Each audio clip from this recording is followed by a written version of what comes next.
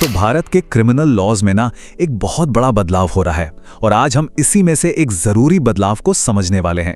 ये है भारतीय न्याय संहिता यानी बीएनएस की धारा 78 जो स्टॉकिंग के अपराध से जुड़ी है। चलिए देखते हैं कि इसमें क्या खास है। तो ये जो नए कानून आ रहे हैं, सवाल ये उठता है कि हम सब इन बदलावों के लिए कितने तैयार हैं। ये समझना इसीलिए जरूरी है क्योंकि ये हमारे कानूनी व्यवस्था को पूरी तरह से बदल देंगे। और ये जो आज की हमारी बातचीत है, ये इसी से जुड़े एक बहुत ही महत्वपूर्ण कानून को समझने में मदद करेगी। अच्छा, तो किसी भी कानून को समझने का सबसे अच्छा तरीका क्या है? यही कि उसके नाम से शुरुआत की जाए। तो चलिए सबसे पहले इसके टाइटल को ही तोड़कर समझते हैं। बीएनएस, धारा 78 और स्टॉकिंग, इन तीनों का एक साथ क्या मतलब निकलता है? सबसे पहले बात करते हैं बीएनएस की। इसका पूरा मतलब है भारतीय न्याय संहिता। अब ये है क्या? ये भारत का नया क्रिमिनल कोड है जो दशकों से चले आ रहे इंडियन पीनल कोड यानी आईपीसी की जगह ले रहा है। तो ये एक बहुत बड़ा अपडेट है। अब इसमें जो धारा शब्द है उसका मतलब तो सीधा सा है सेक्शन, मतलब इस बड़े से कानून का एक खास नियम। तो जब हम कहते हैं धारा 78 तो इसका मतलब हुआ बीएनएस का 78वां नियम। और फिर आता है तीसरा और सबसे अहम शब्द, स्टॉकिंग। ये वो खास क्रिमिनल बिहेवियर है, वो अपराध है जिसे ये धारा 78 डिफाइन करती है और जिसके लिए सजा भी बताती है। तो इन तीनों को अगर हम एक साथ जोड़ दें, बीएनएस, धारा 78 और स्टॉकिंग, तो मतलब एकदम साफ हो जाता है।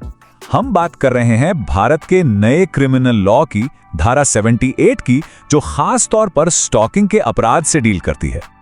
ठीक है, टाइटल तो अब समझ आ गया, पर अब आता है सबसे जरूरी सवाल। इस नए कानून के हिसाब से स्टॉकिंग का असल मतलब है क्या? मतलब कौन कौन सी हरकतें इसमें शामिल मानी जाएंगी? देखिए, किसी भी अपराध की जो कानूनी परिभाषा होती है ना, वो बहुत बहुत जरूरी होती है, क्योंकि वही तो तय करती है कि कौन सा काम गैरकानूनी है और कौन सा नहीं। तो आइए जरा समझने की कोशिश करते हैं कि इस धारा में क्या क्या शामिल हो सकता है। स्टॉकिंग के अपराध की जो परिभाषा होती है ना, वो अक्सर काफी बड़ी होती है, जैसे कि किसी का लगातार पीछा करना या फिर बार बार किसी से कांटेक्ट करने की कोशिश करना जबकि वो नहीं चाहते। और हाँ, आज के डिजिटल जमाने में तो इसका दायरा और भी बढ़ गया है, जैसे किसी की ऑनलाइन एक्टिविटी पर नजर रखना या फिर उनकी पर्सनल जानकारी इकट्ठा करना। तो धारा 78 का मकसद इसी तरह के बिहेवियर को रोकना है। तो अब सवाल यह है कि ये कानून इतना महत्वपूर्ण क्यों है? ये सिर्फ एक नियम नहीं है, इसका सीधा ताल्लुक लोगों की सुरक्षा और उनकी पर्सनल फ्रीडम से है और इसका समाज पर बहुत गहरा असर पड़ सकता है। देखिए, बीएनएस धारा 78 जैसे कानूनों के बारे में जानना सिर्फ कोई एकेडमिक बात नहीं है।